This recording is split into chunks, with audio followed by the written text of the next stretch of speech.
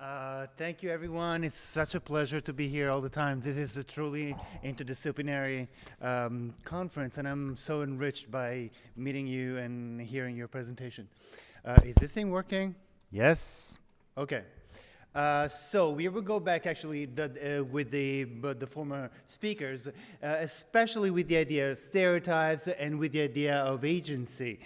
To what extent are we replicating a stereotype? To what extent are we inhabiting it and deconstructing it? So you see this photo and you probably see already something interesting about it. This is at the beginning of my research. I kept looking at this photo and I wanted to see what is going on. One of these actors, Bert Williams, is donning blackface. All the others are black actors just performing. So I kept looking at, this is one of the greatest stars of the early 20th century, stage star, film star, we'll talk about it. And I was wondering, what is going on? What are you thinking?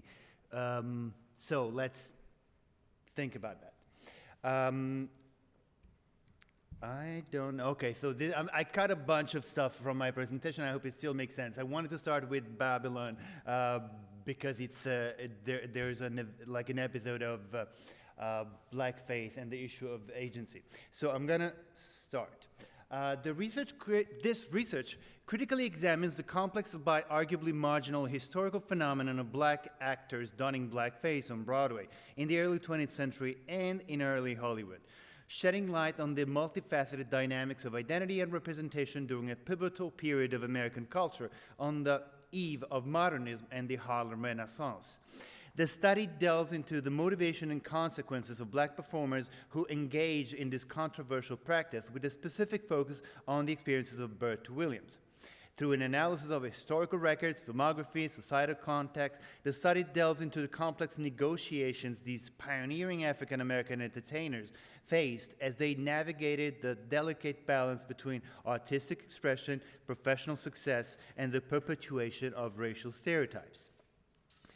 Now, the story of Bert Williams is the story of an actor. Actually, no.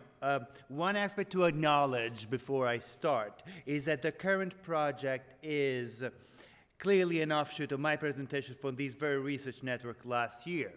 In that presentation, I focus on the longer history of blackface, my attempt to understand the circulation of this practice in modern Neapolitan culture in Italy, Neapolitan like from Naples, of Naples.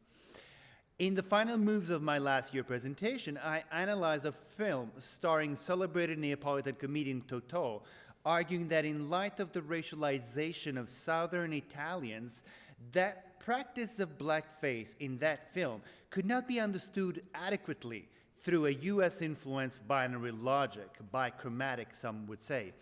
I claim that something else was at stake when these two Neapolitan actors appropriated this traditional racist performance to signify upon their own Neapolitanness on the national arena. Now, the story of Bert Williams is the story of an actor who was instrumental in integrating Broadway in 1910. All right, this is the first Negro performer to become an international pop star, the first to be captured by sound recording technologies, the first to take control of the entire cinematic process of writing, directing, and acting in the first all-black film.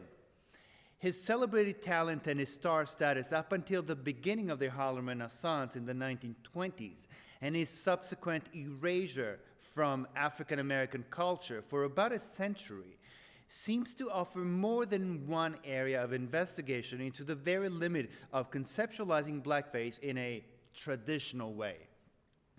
As an undergrad and then a graduate student in the early 2000s, whose major interest included the Harlem Renaissance, I have not once encountered the name of Bert Williams. How could such an international celebrity and a cultural game changer fade into obscurity for such a long time? It is precisely a discourse on American modernity that has erased him, and the Harlem Renaissance itself, that positioning the minstrel as a figure of an ignoble past, had effectively canceled, as we would say today, canceled Williams' story.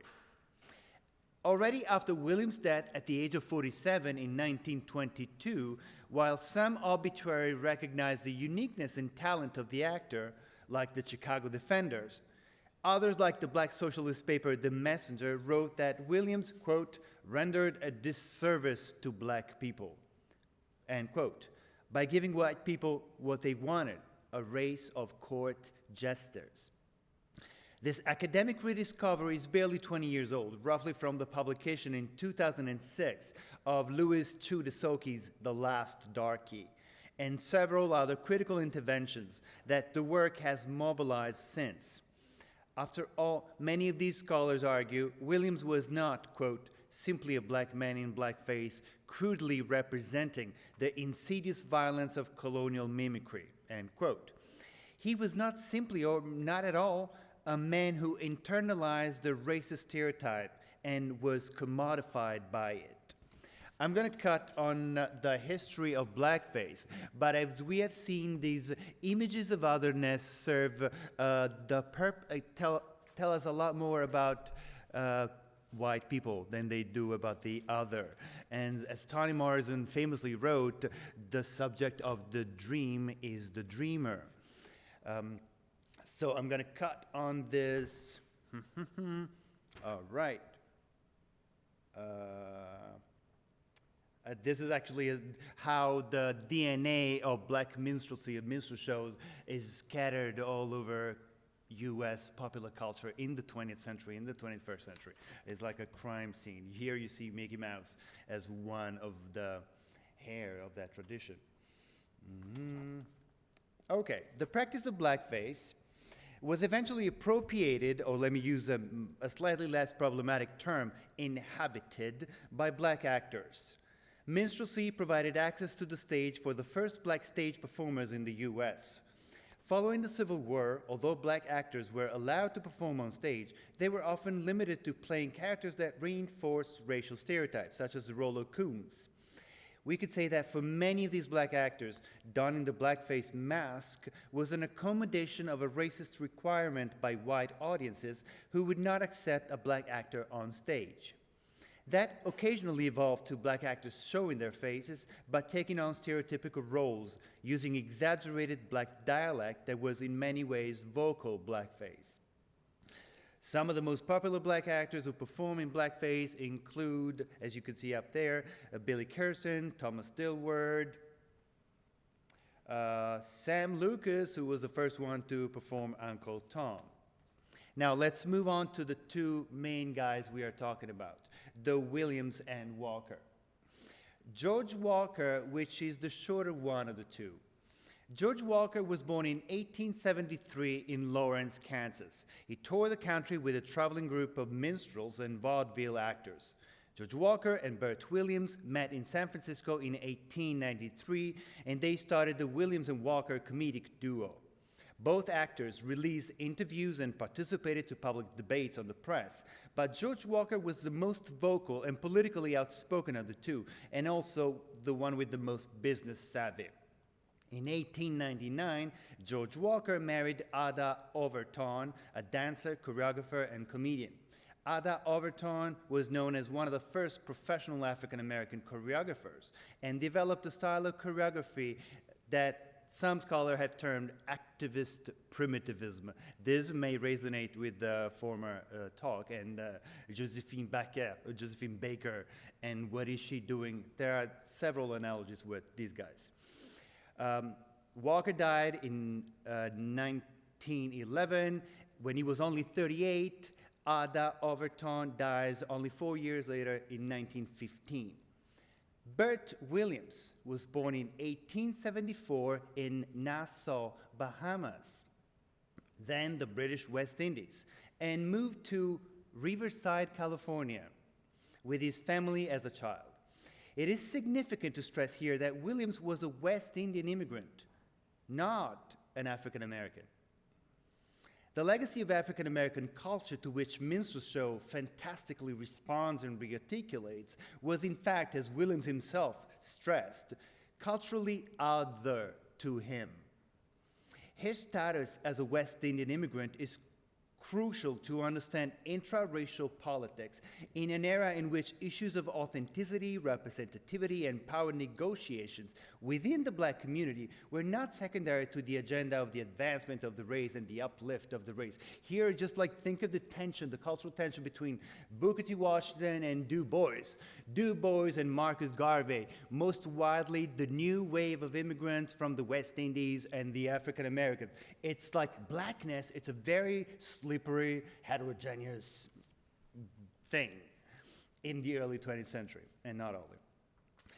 Williams was forced to abandon his college study of civil engineering at Stanford to earn a living and got a start on the medicine show circuit.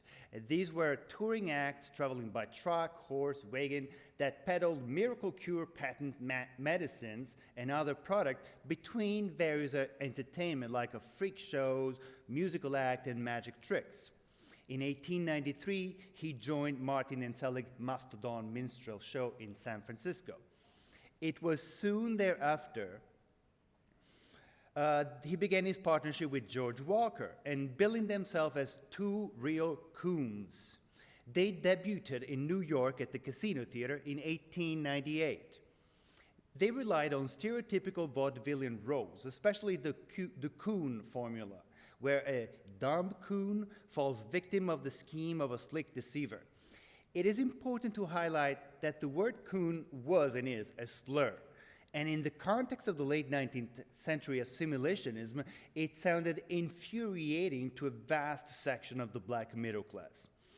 Typically, in their early career, Williams, who was and will be the only one of a group to perform in blackface, played the role of the comic figure, while George Walker, who started at the dandy zip coon stereotype, developed a stronger character of the straight man, an obvious counter to the dominant negative stereotypes of the time. In George Walker's word, remember the first few months of the Williams and Walker enterprise, we saw that the color performer would have to get away from the ragtime limitations of the darky, and we decided to make a break so as to save ourselves and others. Here he was advocating for a break from minstrelsy through the language of minstrelsy, rejecting a formula and its unconscious by engaging it. I hope the quotation is the one, yes, the one I actually read. The duo popularized the cakewalk, an African-American dance form rooted in slavery. Terry Waldo, a jazz musician, a musician and a jazz historian, noted the layered irony in their cakewalk routine, which presented them as mainstream blacks performing a dance in a way that ridiculed whites who had mocked a black dance that originally satirized plantation whites' ostentatious mannerism. I'm not sure how familiar are you with the cakewalk. We could talk about this, but little I see. Cakewalk is a dance form that is rooted in in plantation, and it's actually slaves mocking the master's manners. Then it was appropriated in the formula of the blackface minstrel show, and it was white people in blackface doing the dance. But they didn't know that the dance itself was a mockery of whites. Now, here it gets more complicated because of the reason I said before. They went on to become,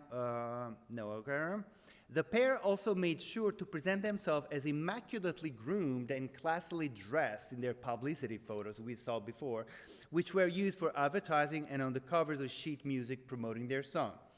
They went on to become the most successful comedy teams of their era. The popularity of these and other black actors, a full 2 decades before the Harlem Renaissance, not only did not prevent them from experiencing violent segregation and racist oppression, but also exacerbated deep-rooted social and conflicts and racial hatred.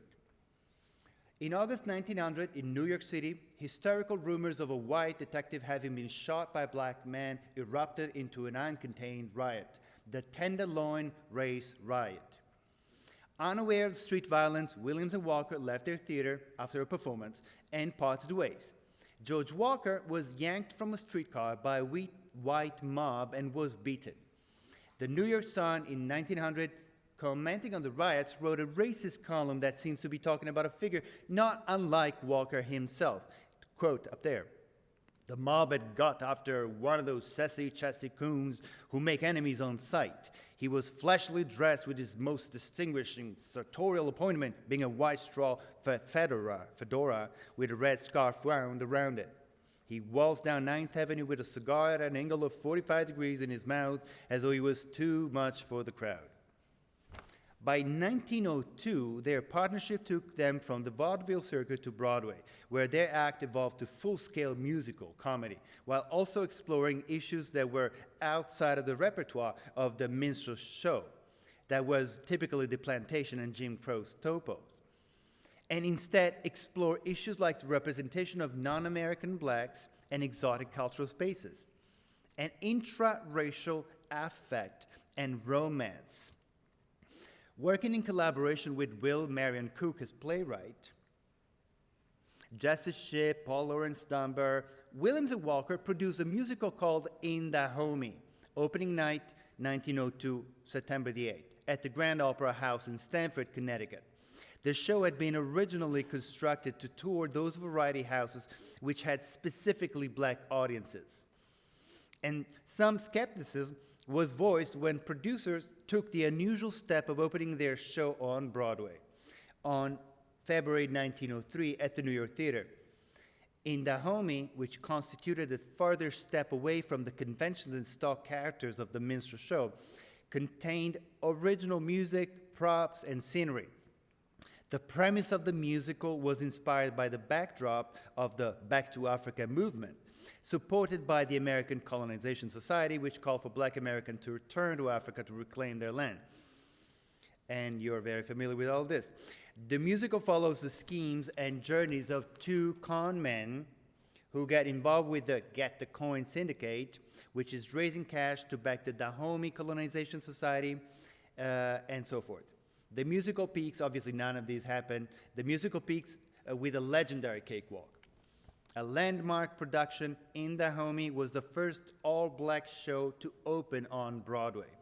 Consider that another groundbreaking movement for black theater on Broadway was Shuffle Along with Josephine Baker, and that didn't happen until 20 years later, in 1921. In 1903, the company took the show to Buckingham Palace and toured the UK to commercial and critical acclaim. Now, other Williams and Walker Company productions include Abyssinia from 1906, an even bigger show than In Dahomey, this time hosted in the Hammerstein Victoria Theater, the most prestigious vaudeville house in New York, which never before had hosted an all-black production. The nation of Abyssinia remained a sovereign nation during European colonization, repelling Italy's attempt at control in 1896. The show also included inklings of a love story, something that had never been tolerated in a black stage production before. We were talking yesterday about romance and how that's like the ultimate taboo. Black romance, it's a no-no. The New York Evening Post thought the score is a time too elaborate for them, and a return to the plantation melodies would be a great improvement upon the grand opera type, for which they are not suited either by temperament or by education. The Chicago Tribune remarked disapprovingly, "There is hardly a trace of Negroism in the play." George Walker was unbowed and telling the Toledo Bee, "It's all rot. This slapstick, bandana, handkerchief, bladder-in-the-face act with which Negro acting is associated, it ought to die out, and we are trying to kill it." After Walker's death in 1909 from syphilis, Williams started a solo career by joining the Ziegfeld Follies in New York from 1910 to 1919. At that time, Williams was already a celebrity, and the director of the Follies had to deal with a widespread resistance by the white actors who threatened to leave and refused to share the stage and the billing with Williams.